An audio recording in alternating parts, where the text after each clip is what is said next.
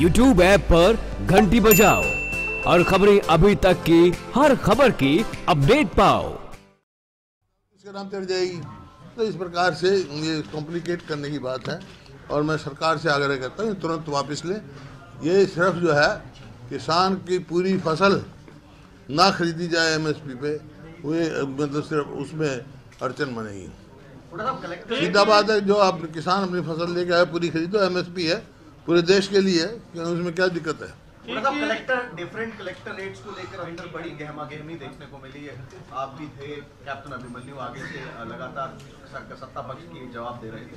क्या समझते हैं जिस तरह से वेरिएशंस देखने को मिली हैं एक जगह पे कुछ और क्या कलेक्टर रेट्स को लेकर क्या कहना है? देखिए, कलेक्टर रेट का जो ये फार्मूला इस्तेमाल करते हैं, अब मान लो कई जगह अंतर आ जाता है, 7 के 7 गाँव है, जैसे चारा गाँव है एक, मैंने बताया वहाँ कंसोलिडेशन चल रही है, पिछले कई साल से रजिस्ट्री हुई नहीं है, तो किस भाव से करेंगे। उसका कलेक्टर रेट तो 40 लाख रुपए एकड़ रख दिया और उसके साथ वाले गांव का 1 करोड़ 3 लाख या 1 करोड़ 4 लाख आ गया, क्योंकि वहाँ रजिस्ट्री हुई होगी, तो ये गलत है। कलेक्टर रेट तो सब बराबर होना चाहिए और जो इन्होंने मतलब किसान को जो कंपनसेशन दिया है वो गलत अवार्ड दिया है।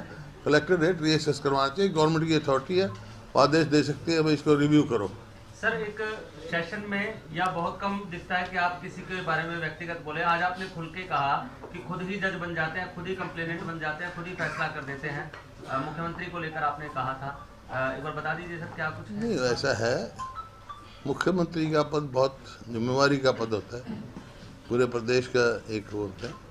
कोई भी बयान देने से पहले एक जिम्मेवारी का एहसास होना चाहिए हर व्यक्ति को।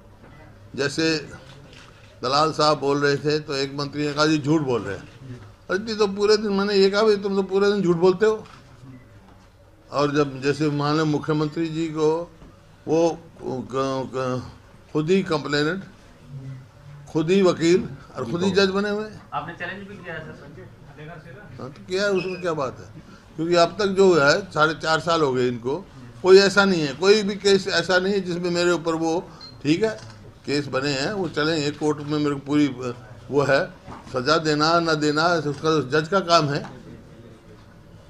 एक सर राजनीति हो रही है सारे मामले पे, हैं?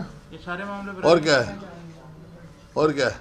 अब देखिए ना, ये PLPA एक्ट ला रहे हैं, कितना बड़ा घोटाला है। उसमें 3600 एकड़ अवार्ड तो नहीं हुई, जमीन छोड़ दी, वो कितना घोटाला है। हमारा तो ऐसा कोई नहीं है, हमने तो अवार्ड ये देने के बाद एक एकड़ भी नहीं छोड़ी है। जो भी हुई है वो कानून के प्रतिक्रिया में हुई है और मेरे को पता है कोई है ही नहीं हमारी तरफ से कोई। अब बार बार ये कहते हैं, रॉबर्ट वाड्रा का नाम लेते हैं, ज़मीन लुटा दी। मैं चैलेंज करता हूँ उस पर, 1 इंच भी सरकारी ज़मीन हमने नहीं दी किसी को।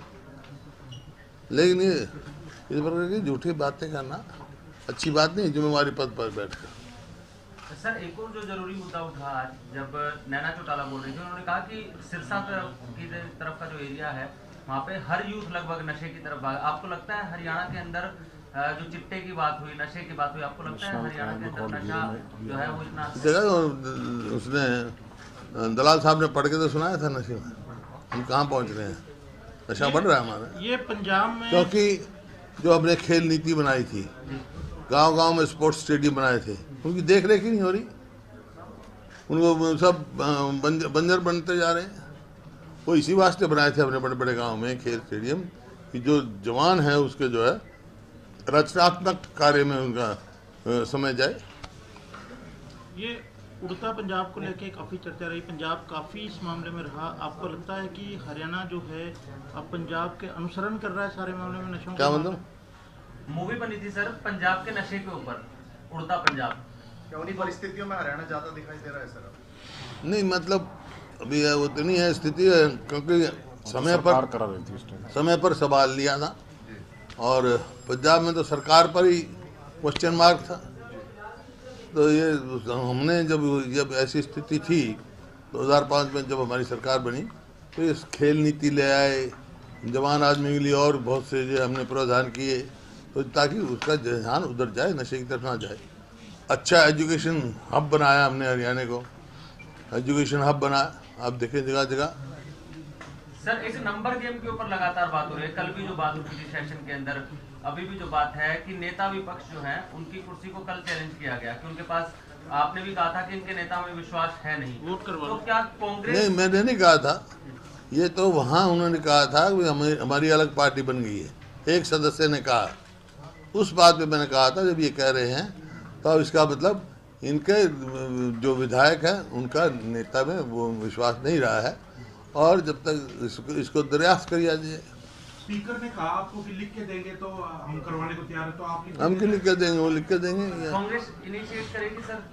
कांग्रेस इनिशिएट चैलेंज करेगी कि नेता विपक्ष की कुर्सी जो है वो खतरे में वोटिंग कराई है, जाए। आप लोग इनिशिएट करेंगे? जब हमने तो कहा, जब तो स्पीकर के सामने बात हुई, हाउस में सब बात हो गई, तो क्या बात हुई? जब एक on the floor of the house जब हो गया तो ये कहा गया कि हमारी अलग पार्टी है, तो फिर सर नैना चौटाला ऐसे तो विपक्ष के नेता में खुद नैतिकता होनी चाहिए। जब ऐसी स्थिति है तो उसको खुद ही छोड़ देना चाहिए। नैना चौटाला ने साफ कहा है कि वो लिखकर नहीं देंगे, 4 विधायक तो हैं, आप भी विपक्ष- लिखकर नहीं दे रहे अरे हैं। विपक्ष के नेता की भी तो नैतिकता होगी। जब ऐसी स्थिति है तब खुले आम उसके साथ नहीं है तो उनको स्वयं इस्तीफा दे देना चाहिए। आपको लगता है कि अरे जब मैं नैतिकता बता की बात कहीं जीतेगी? कांग्रेस लिख के दे दे, फिर वोटिंग हो जाएगी। वोटिंग को, जब मैं कह रहा हूँ विपक्ष के नेता में नैतिकता होनी चाहिए, खुद छोड़ देना चाहिए। सर संगठन की बात करें, आपके रीजनल कोऑर्डिनेटर जो हैं हरियाणा में लग गए हैं, अब ये बताएं कि क्या संगठन के तौर पर भी जो है कोई हलचल हो रही है? हरियाणा में रीजनल कोऑर्डिनेटर्स लगाए गए हैं 4 कल ही। पता नहीं, मैंने देखा नहीं। तो आपको लगता है कि संगठन, मैंने देखा नहीं। नहीं चलो उसको छोड़ दो, आप संगठन के तौर पे आपको लगता है कि कुछ किया जाना चाहिए? वो तो अब राहुल जी को अधिकृत कर रखा है, उन्होंने फैसला करना। चुनाव जिस तरह से आ गए सर, वो करेंगे ना फैसला। वैसे राज्यपाल के अभिभाषण में सिफारिश मुक्त और पर्चे मुक्त का जिक्र था नौकरी का। हैं? राज्यपाल जी के अभिभाषण में सिफारिश मुक्त और पर्चे मुक्त 56,000 नौकरी का देने का है तो जिक्र, और दूसरा जैन उपचुनाव। ऐसा है, यही तो मैं कहता हूँ, ये करते कुछ है, कहते कुछ हैं, और दूसरों पे झूठा इल्जाम लगाते हैं। हमारी 10 साल की एक भी नौकरी चैलेंज नहीं हुई, एक भी आदमी को रिश्वत लेते नहीं पकड़ा गया। यहाँ इनके एसएस कमीशन के आदमी पकड़े गए, और हाई कोर्ट ने ये लिखा कि भाई ये काम जब तक ऊपर का हाथ ना हो ये नहीं हो सकता, पॉसिबल नहीं है। तो नौकरियाँ की तो इन्होंने परचून की तरह दुकान, जैसे परचून की दुकान होती है ना, इतने पैसे लो और ये नौकरी लो, ये लगी हुई थी यहाँ पर। इससे ज़्यादा कोई वो नहीं हो सकता। ये एसएस कमीशन का चेयरमैन सस्पेंड किया इस बात पे खुलेआम, और हैट्रॉन में जो लगा वहाँ मुख्यमंत्री का पत्र मिला गया, उसकी मुख्यमंत्री की पर्ची पकड़ी गई। पर्ची पकड़ी गई। अपनी पर्ची की जिक्र नहीं करते, जो है नहीं वाकई में कभी, या कोई किसी पर्ची का, कोई किसी हमारे समय को पर्ची का मामला ही नहीं था, उनका चर्चा करते, अपनी पर्ची नहीं बात करते।